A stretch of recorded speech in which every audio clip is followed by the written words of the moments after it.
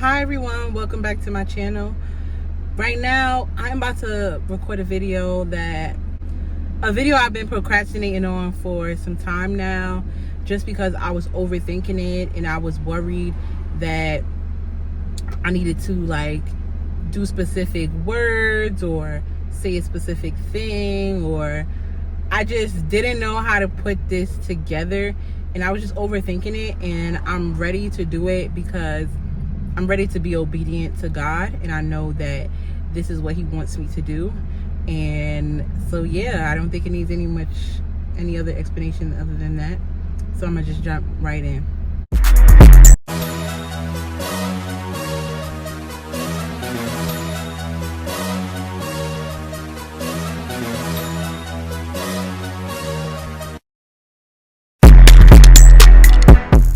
As you already can see by the title, this video is going to be about my testimony on building my relationship with God. So I'm going to take you guys back in time to my childhood. So pretty much growing up, I remember when I was young, like under the age of 7 years old, my mom would send me to church with these family friends that I called Auntie Marcherry and I think Auntie Lena. And Auntie Marcherry and Auntie Lena would take me to church every Sunday. They were evangelists at their church, and they were very involved in their church. It was a very small church nonetheless, but we would go every Sunday, and I would have on my Sunday, church dress. I would have on my white socks with ruffles and my white church shoes, and I would be in church every single Sunday. And at times my mother would join us, but she would only join us around like holidays, so like Easter, New Year's, and things like that. I was aware that my mom grew up in the church, but my mom had me at a young age, so I think she just wanted to keep me in the church, but she wasn't necessarily living that lifestyle herself. But I think she knew that she wanted me to be raised in a church to some extent, so she kept me in the church. Or at least she kept me in church for that time period, because there were some Sundays where I would go to church with my grandmother, and at the time she went to a church that was like in the Ivy Hill section of Newark, New Jersey. So I would go to that church with her.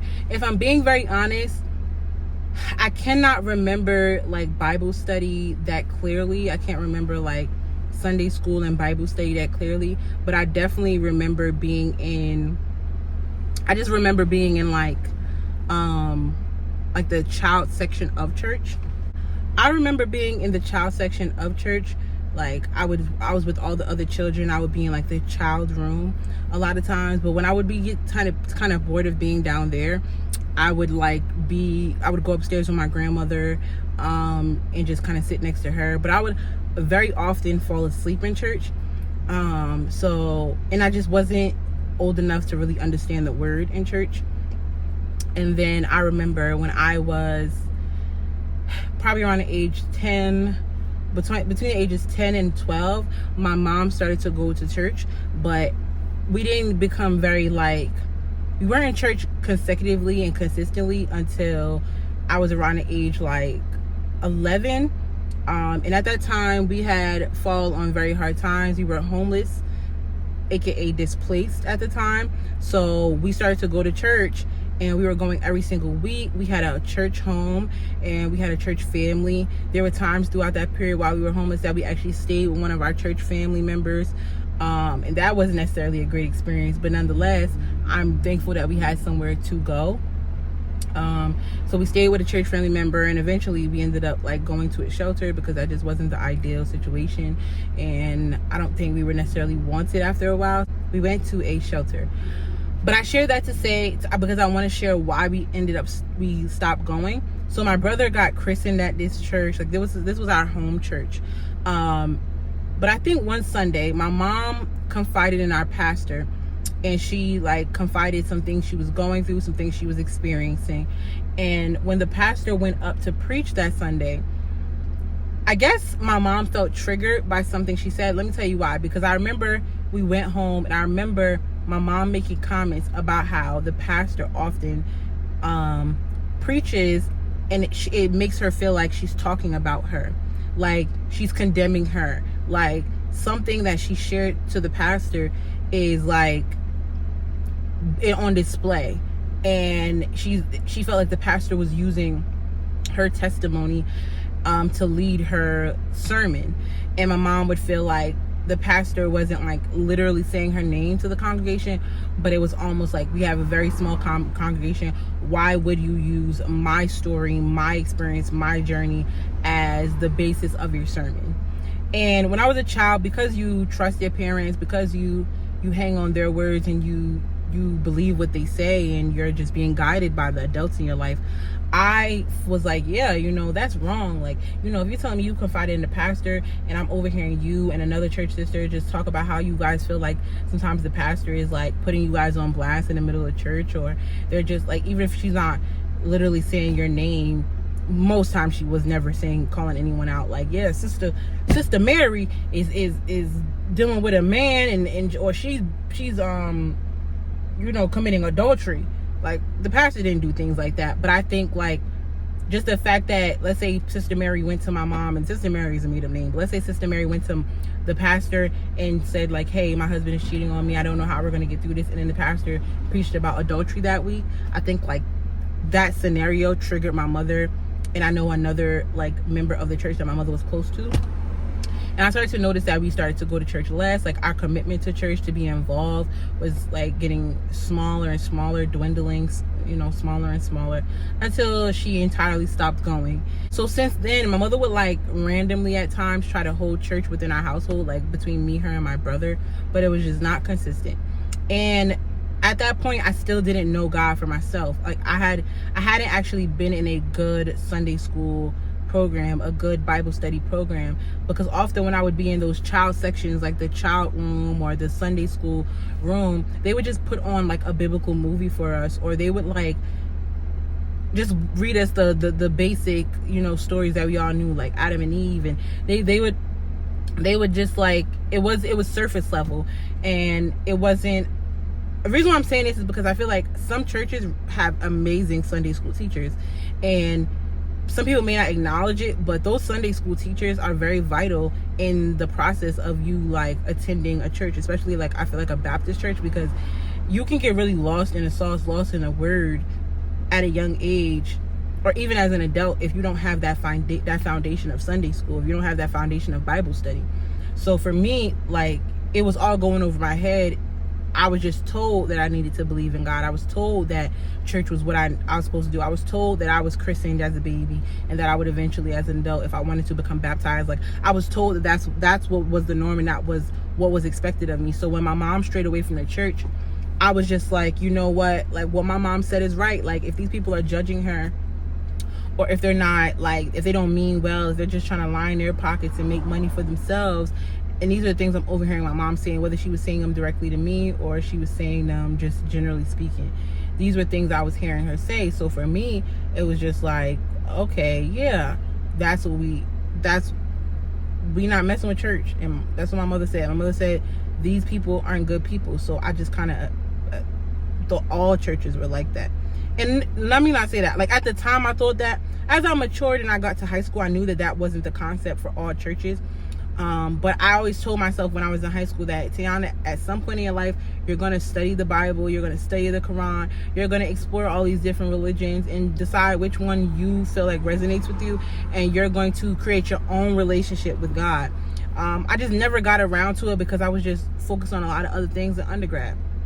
So I'm going to tell you, so that's just like the background of my relationship with God and what it looked like as a young child, as far as like a societal standpoint. At some point in my channel, I might go in depth about just like the fact that I always knew God and I always had a relationship with God as a young child. I just wasn't aware that that's what it was.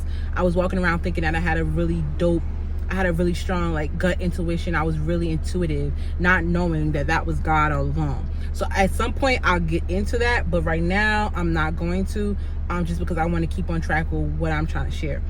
So back in 2021, basically December of 2020 to about like February 2021, I was already in a emotionally abusive relationship. It was very toxic. It was an on and off relationship that I had with someone who was my childhood like first love for 10 years. And I knew that I wanted to get out the relationship. I knew it was toxic. I knew that it was mentally and emotionally draining me and causing me to be mentally and emotionally unstable. But I just didn't have the strength to get up and walk away. And I remember bawling my eyes out and asking God to give me the strength, but also asking God to get me through that place in my life, because at that time I was struggling with substance abuse. I was smoking entirely too much. And I just felt like I was addicted to the toxicity. I know I can't say that. I struggle with saying that word correctly, but I was just really struggling with the dysfunctionality of my relationship type because of what I was used to in my household as a child. So I was struggling with that, and I remember asking God, and the reason why I asked him is because I found myself looking for jobs. I found myself trying to make decisions about what was best for me in this relationship, and trying to make decisions about what was best for me even in like my overall personal life. So long story less long, at the time I was just really down and out, and I started to ask God, like, God, can you please like bring my intuition back? Like, I don't understand why I'm struggling so bad to make decisions for myself. I was always a very decisive person, even as a child. So I just couldn't understand why I was struggling to even hear my own gut instincts at this time. Like, I was asking people their opinion on things as small as like, what should I wear? What should I eat? Like, I just felt so lost. And I'm pretty sure back then, like, a lot of this was attributed to the relationship I was in and how much it mentally and emotionally had me like gone.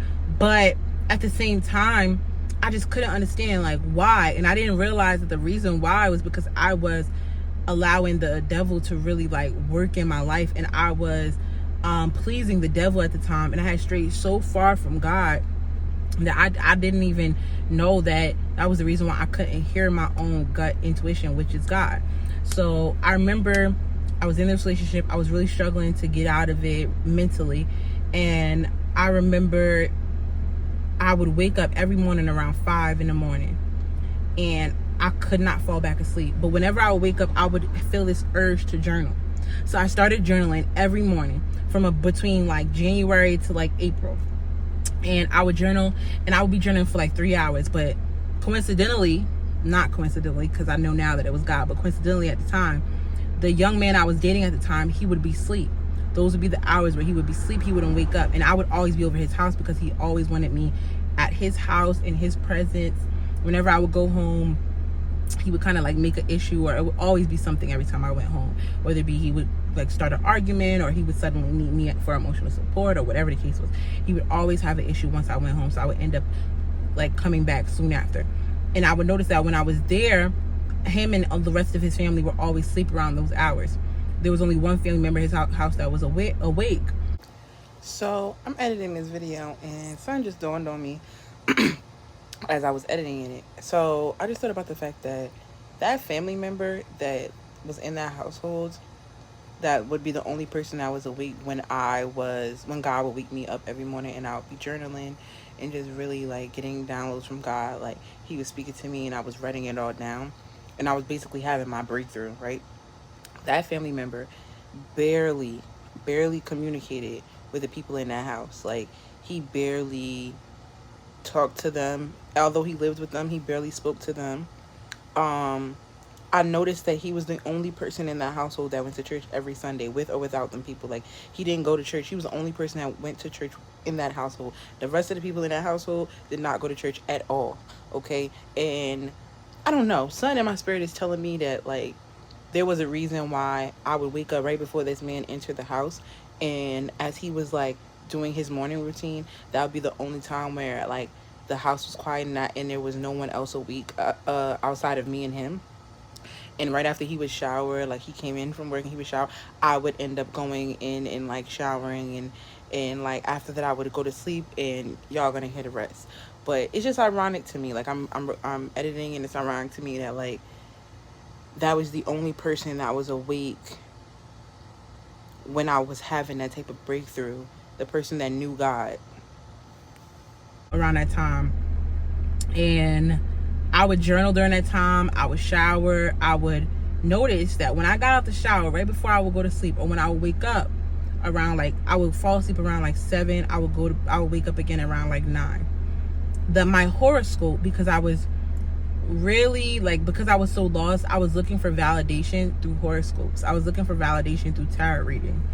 And I noticed that every time I would go on those pages of individuals who did not know me from a can of paint, that I wasn't even, at the time I wasn't paying anyone for a tarot reading, my horoscope would say exactly what I wrote in my journal that morning.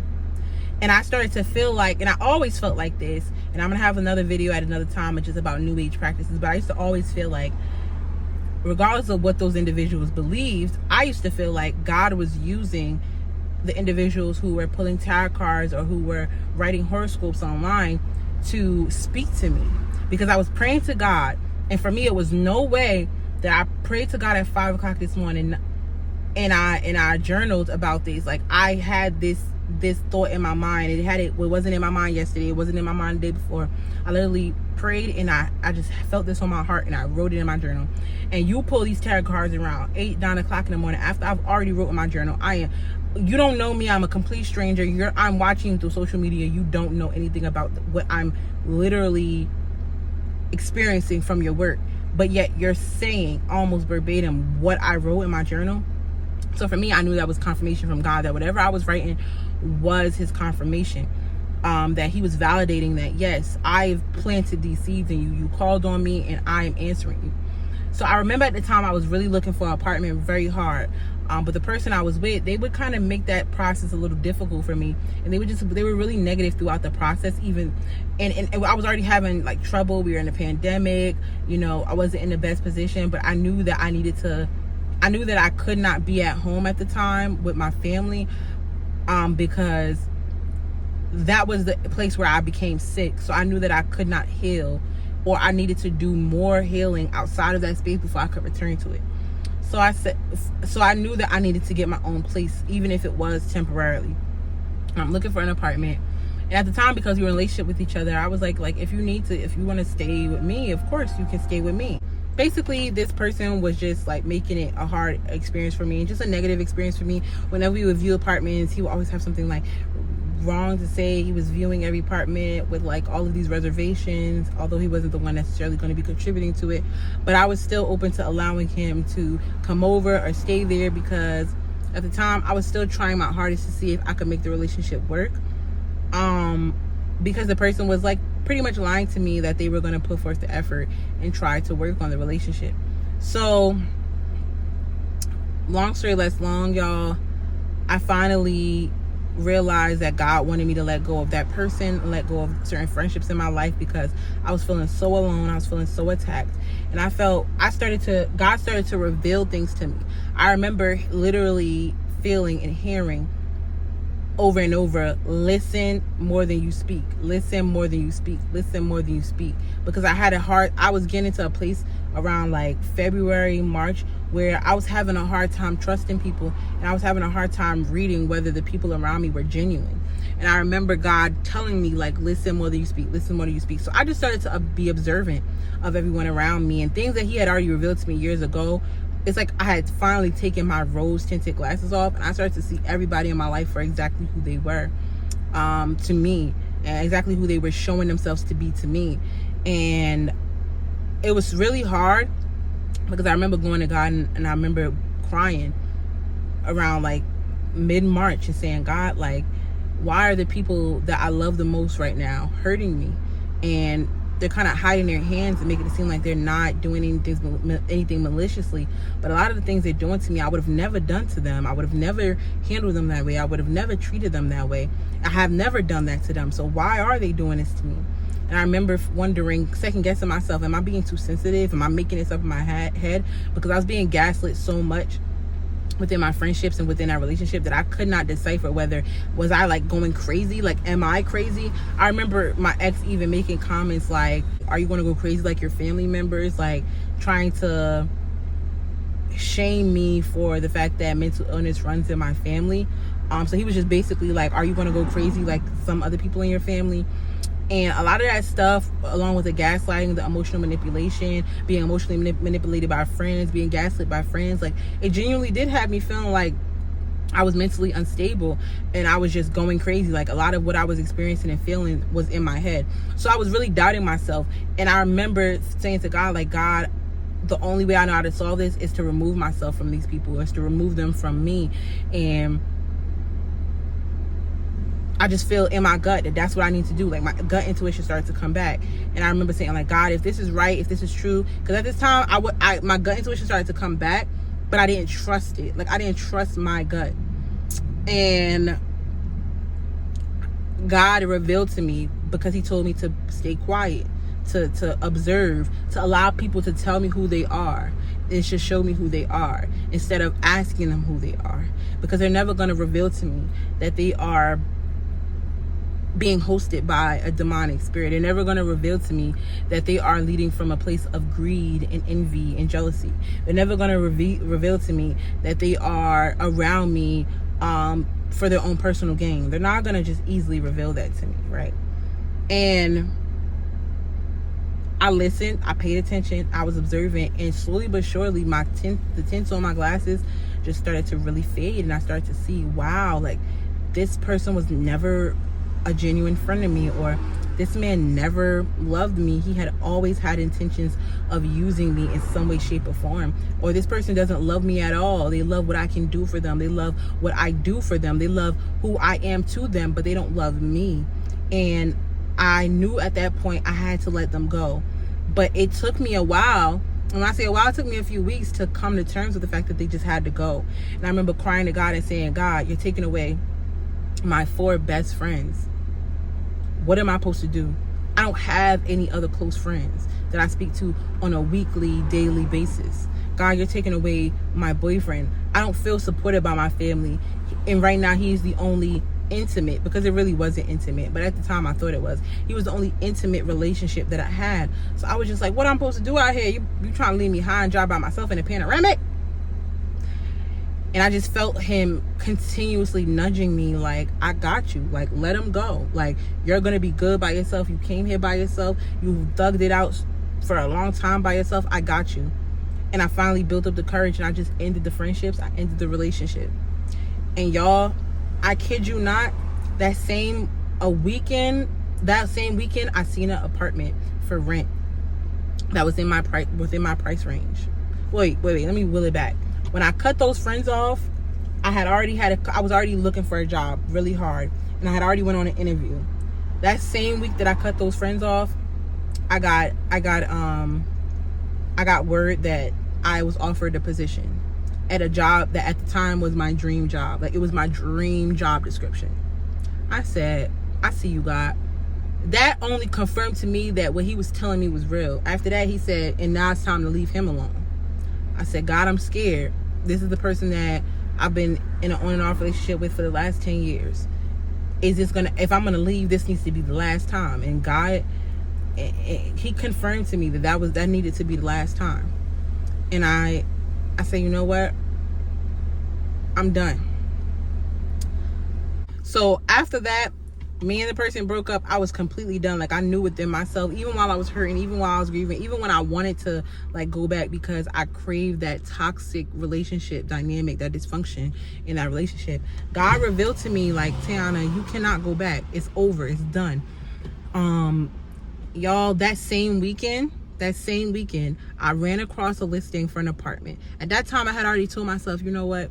Apartment isn't for me right now. Maybe I should just be at home with my parents. I should be stacking and saving towards owning my own home and taking advantage of the opportunity that I have to be home. Even if it is impacting my mental health negatively, I gotta push through and just get so that I can get where I need to be. So I had just decided, like, you know what, you just got a new job offer. Let's just stack up this money, because I had been unemployed for so many months, and I was already taken aback by that. I was like, God, I've been struggling to find a job for all these months, and you mean to tell me that the same people that was telling me that I should settle, the same people that was telling me I was too picky, the same people that was telling me that I was putting myself through more stress than I needed to be, because I refused to stay in a job that was a job that was treating me unfairly because of the color of my skin, a job that was unsafe and that was impacting my mental health, a job that was causing me to that was making my insomnia worse than it was. People, like my friends at the time, were trying to convince me that I was basically was being too high maintenance because I didn't want to just accept any job, when I knew that my worth, I was worth more. I was worth a higher salary. I was worth better, working conditions. And when I let those friends go, I literally was blessed with my job offer. I had been looking for a job for months. If you know me in real life, you know I don't have a problem finding a job. Anytime I've had a problem finding a job in life, I have always realized in hindsight that God was really delaying my blessing because he was trying to protect me from being a job that I wouldn't have liked, a job that would have burnt me out, a job that would have caused me more harm than gain. So when this relationship ended and I came across this apartment listing and I was able to actually go to the apartment list, I pushed my fear aside. And I remember my boyfriend now, we were friends, and he said to me, yo, go to the listing. Just go see it. Go to the open house. If you really feel scared to go as a black woman going to see an apartment by herself, I'll come with you as your friend and I'll support you. And I'm like, you know what? Nah, I don't want you to do all that. I'll go on my own. I went on my own, y'all. The apartment was a perfect size for me to manage at the time, and it was within my means. It was something that was within my budget, and I said, you know what, I'm gonna go for it. I'm gonna do it because I need to separate myself from my home so that I can heal more, because it's hard for a person to heal where they became sick. Y'all, I kid y'all not, I had a vision board. I had 10 manifestations on that vision board back in December when I started praying to God to ask him to get me out of the situation, because I had strayed so far from him that I knew that nothing else was going to get me out of where I was mentally and physically without him. On that vision board, I said that I want to move out by March. I want it to be a birthday present to myself. But at the very least, my cutoff is June 2021. Y'all, on June 1st,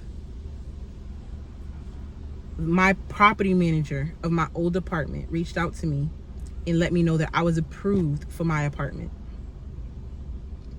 And I thought to myself, I had applied to so many apartments in the last few weeks. Why wasn't I approved for any other apartments? I was seeing so many nicer apartments in the last couple of months. Why wasn't I approved for any of those? Why wasn't I called back for any of those? Why didn't God see fit for me to be able to apply to any of those? But the minute I let go of that relationship, God blessed me with my own apartment. And I honestly, truly believe in my heart that God did all those things because God knew the type of person I am and the heart I have. He knew that if I got that job, everyone in my life would have benefited from me having that job. He knew if I got that job that I was going to pour into the people that was around me, because that's who I am. So God said, I'm not going to bless you with a job so that this man, so that these friends can suddenly be back in your good graces, can want to hang out with you again, so this man can leech off of you and that you can financially support this man. Because he knew that I was going to be in the same revolving door, because that job would have pacified the depression and the emotional abuse that I was experiencing in that relationship.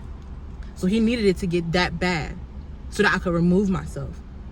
Because he had been telling me to remove myself for years. Like, when I look back in hindsight, there were so many things that took place in those friendships, that took place in that relationship, that should have deterred me away from them a long time ago. Like, I think God was trying to tell me that a long time ago. But a lot of times we don't want to surrender to him, and we don't want to listen to him until he has to force us to. We literally wait for God to have to literally hurt us so bad that we have no choice but to crawl back to him. And that's what I did with that friendship. That's what I did with those relationships. I refused to surrender to what he was showing me. He was showing me for years upon years that those friends, that guy was not for me. But I kept returning to both of them. For what? When I let that man go, guys, a light bulb clicked in my head that, Tiana, you wasn't getting blessed with an apartment because God knew that you didn't need to be in an apartment with this young man. The relationship was already so toxic. Only God knows what would have took place if me and him were isolated without any other people. Because when I say, like, this man was manipulative, God knows. I really don't like to, like, speak certain things into existence, but y'all, if I'm being honest, the amount of aggression, the amount of disrespect, the way I was treated verbally, I can only imagine what this man was capable of doing if we were alone together, because we were never really alone together to where he had the privacy to harm me in a certain way, if that makes sense. So I can only imagine what would have taken place if I was isolated away from my family and friends with him. In an apartment, yeah, God knew that he ain't had no business coming into that apartment with me, and God don't bless mess. So I genuinely wanted to just share my testimony of how I grew closer to God. I literally was broken down to the worst of worst, because I chose to be, because I didn't want to surrender, I didn't want to listen. So God had to bring me down. I brought myself down, but God had to make me crawl back to him in order for me to really, really realize that there was no place greater. There was no love greater than the love that he could provide me. And I hope that y'all enjoyed this video. I hope that like my experience speaks to someone else. If you're in a place in life where you're questioning your gut, that you're wondering why you can't make decisions, call on God. Ask God for confirmation. But you need to be aware. So aware means you need to have a sober mind. You need to keep a watchful eye, because if you don't have a sober mind, if you smoking, you drinking constantly, God can't speak to you. God can't speak to you. You can't keep praying to him and then going and pour a glass of wine. How he gonna get through? How you gonna get through to speak to you? How are you gonna even be able to identify, like, oh my God, I prayed to God for XYZ, and listen, somebody's sharing a message about that right now. How are you gonna be able to do that if you're not actually being present in life, so that you can receive the message, the confirmation, the affirmation that he is trying to send you to let you know, yes, what you are thinking, that business idea, you thinking about leaving your job, you thinking about leaving that man, you thinking about bettering your life, you thinking about going back to school, yes, that is a great idea. I affirm you. I think that's great. I think you should go out and go for it. I'm going to be with you. I'm going to be guiding you in that experience. How is he going to tell you that if you are doing everything but getting close to him, but calling on him, but sitting still by yourself alone in a quiet space so that you can hear him? How is he going to do that? So if you're in that space, or you're struggling with that right now, if you're struggling with your own gut intuition, if you feel like you constantly have to ask other people advice and their opinion on what you should be doing in your life, what decisions you should be making, I think this is a sign that you need to go sit down and get quiet, and you need to listen to God. And even when you think you don't know how to, I think you just need to sit with yourself, because sitting with yourself is sitting with God. Getting closer to yourself is getting closer to God. No matter what you believe in.